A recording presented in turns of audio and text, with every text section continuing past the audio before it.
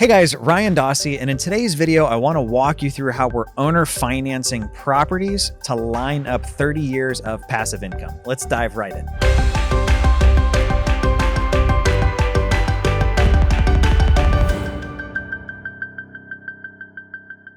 This one was actually quite a bit of fun for me because it was totally brand new. I heard about the concept of owner financing properties initially from a guy named Mitch Stevens, who I had do a group call for CCF.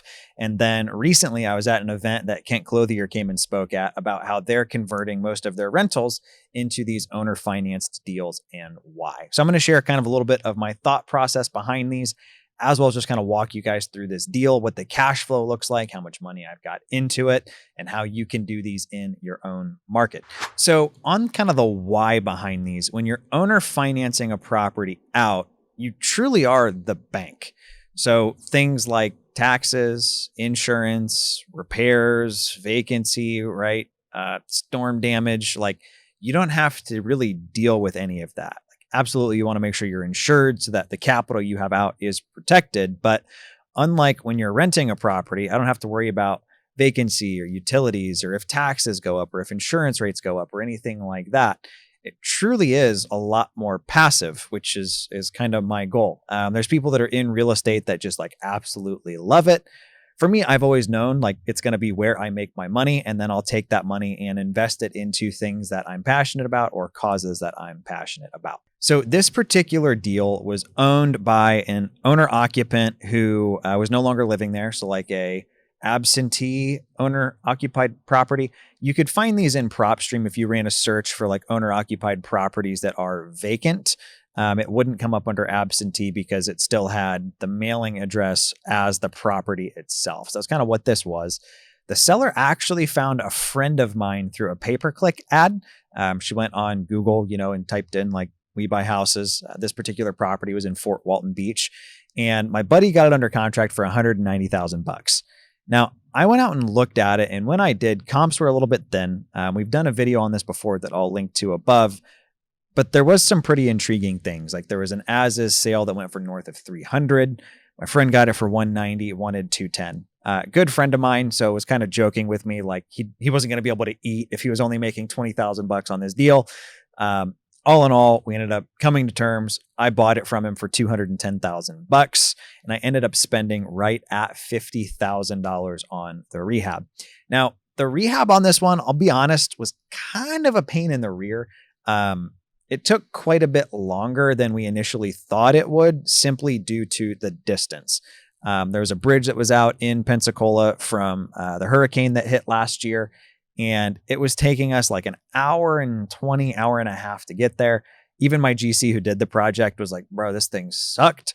If I could go back, I would probably have not told you that I would have done this just because it was such a pain to have my guys going back and forth on this particular house. So we did quite a bit to it. We did all new flooring throughout, brand new kitchen, brand new master bath. We painted the exterior. I think we really updated kind of the look of this particular property. We did some electrical work, some plumbing work, brand new appliances. All in all, spent right at about $50,000. Now, I've got my sheet that we'll kind of throw up here as we start to walk through the numbers on this. So this is a document I created to basically show me what the return is on these owner financed properties that I'm doing. Now, I'm not doing like a lease option, which is where you rent somebody the house. They give you money up front to like lock in the ability to buy the property. And if they don't buy it, you go turn around and find somebody new. I know there's guys who teach it. I know there's guys who do it. Just got to be honest with you. I'm not a big fan of it because I rarely see the person who put up the option money actually get the house. Normally they've got bad credit. They can't get it up in time to buy it. And it's like you're just kind of pocketing people's down payments and they have nothing to show for it. It's just not how I want to make my money. So what we decided to do with these was from day one, the person who's buying the property from me is the owner. I have a first position lien on the property. And it's literally no different than like when I bought my house. Only difference is my entity is the bank instead of, who did our mortgage. So how we're setting these up, we're doing an 8.5% interest rate. Yes, that's a little high, but I think it's reasonable for what we're doing. These are people that can't get financing elsewhere. And what we're not doing is trying to sell somebody a house that they can't afford. Like you'll notice on this one, we highlight this is a very, very nice house in a great, desirable part of town that we remodeled. So it's not like we're selling somebody a turd on owner financing thinking we're going to get it back. Our goal is that this person owns this thing forever. So kind of our target for these is people like you and people like me, somebody who makes good money, but they're self-employed. So either banks don't want to work with them or maybe their credit isn't ideal. Now, I'm not an attorney, so consult your own advisors. There are some very strict Dodd-Frank rules and regulations with issuing mortgages to owner occupants. That being said, in order to mitigate that risk, we do use a RMLO, which is a residential mortgage loan originator. They basically go through and do the pre-qualifying of should this person be able to buy this house. And then we also go through another third party to verify that they have the ability to actually afford this house. So if I'm trying to foreclose on this or somehow this ends up in litigation, I can show I did everything possible to make sure that these people were the right fit for this house. Now, that's not just to cover my rear. That's also because I want to feel good about how I'm making money, and getting somebody into a home out of renting and setting them up where they should be able to afford it. To me, I think that's a really neat legacy piece. Plus I'm making good money doing it. Kind of the third thing we do on these, not necessarily for Dodd-Frank compliance, more just like professionalism. We are also using a third-party servicer. So that's who sends them their monthly bill, they pay them, and then the servicer pays us. For the privilege of not having to deal with that or send out late notices or anything like that, costs me $18 a month. That's worth it to me. Now, like I mentioned, our target with these is people that are making good money. They have the ability to do a pretty hefty down payment. They just, for some reason, can't currently qualify for conventional financing. So on this particular house, I was into it for $260,000. Actually, a little bit higher than that, 280 with all the holding costs, realtor costs, and everything like that. But we listed it on the MLS for $350. We had the sellers put $40,000 down. So the starting balance of my loan with them is $310,000. Now that 310 is at 8.5% interest, but let me show you something. I'm only into the property for $240,000 at this point. So that 310, we got a 1.224 multiplier. So that 8.5% actually becomes 10.4% is the effective interest rate that I'm getting on my 240. So how that works, I have 240 into it, but they owe me 310. So there's a $70,000 spread there. I'm getting 8.5% on that 70,000 as well, which is just free money, I guess, if that makes sense.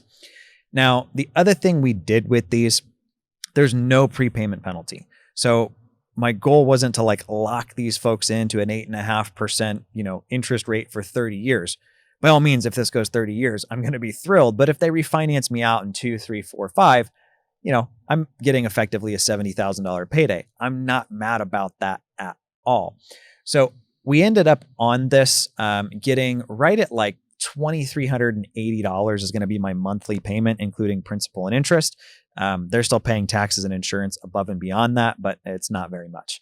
So on this deal, basically $240,000 turned into $2,400 a month that we're then going to go and reinvest. We're not just living off that, yeah, I could go buy another Ferrari if I want, but that's not what we're doing. We're going to take that capital, reinvest it. That way we get the effect of compound interest, which let me show you real quick. So compound interest, if you're not familiar with it, is basically having an investment that pays you dividends or interest and then reinvesting that interest and then reinvesting the interest you get off of that and then off of that and then off of that. Basically, you're kind of just snowballing it. It's one of those things where the first 5-10 years doesn't look great, but you get to year 25, year 30 and you are popping. So on this particular example, we can say the amount of the initial investment is $310,000. Monthly contribution, we're going to leave at 0 because we're not adding to the principal. We're just rolling it back in. Length of time, if we go 30 years and we say we're going to get an 8.5% return and we calculate that, this $310,000 is going to turn into $3.5 million. I don't know about you. I would do that all day long. In fact, I'm already working on a second one of these.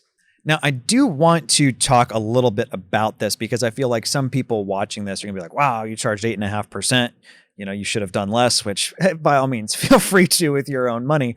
But I'm effectively locking $240,000 up. In a second, we're going to talk about how I can get that back and still keep the note and what that looks like. But something I want you to think about, a typical person, if they're buying a house with less than 25% down, is also going to have PMI. I can tell you this house in this neighborhood, they're not going to be in it for $2,400 a month. In fact, with the current market, they're probably closer to $3,000. So for less than the price of rent, they can own a property. I don't know about you, but to me, that's a win-win for everybody involved. Their realtor called me even and was like, hey, this 8.5%, to be honest, it feels a little high, but they are thrilled. They'd way rather be homeowners than renters. Not to mention, they're paying it down. They're also building up equity as this property continues to appreciate. This isn't a great area to own property in.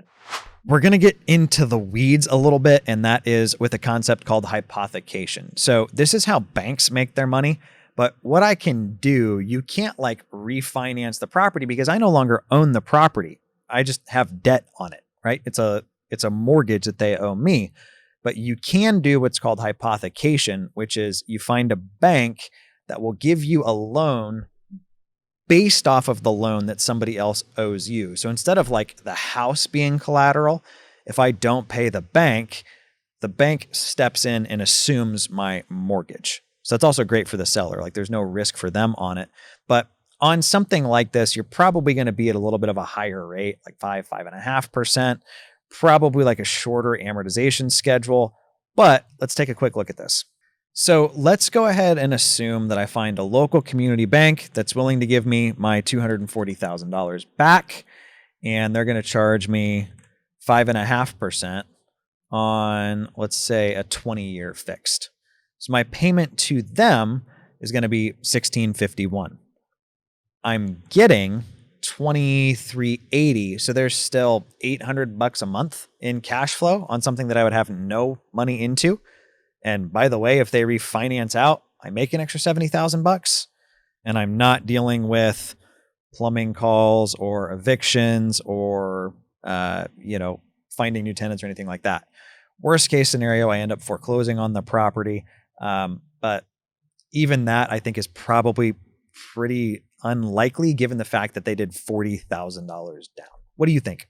Now, just kind of in closing on this, obviously there's some pros and cons between doing this versus doing like the Brrrr method or something. And I am still going to do some Brrrr deals, but instead of having the cash that I have sitting, I'd rather put it out into stuff like this. You definitely do miss out on benefits of like appreciation, depreciation, but you are a little bit more passive. So for me, I think it's really just kind of diversifying the portfolio. We're going to continue to do a mix of both, but we are definitely going to go pretty hot and heavy into these owner finances. I've got the personal goal of having $1 million in these ASAP. Thank you for taking the time to watch today's video. I know you guys always like to know like what I'm up to, what I'm playing with. This is what we're doing right now. Hopefully you find it interesting or insightful. Be sure to like the video and subscribe if you haven't already. We'll talk to you next time.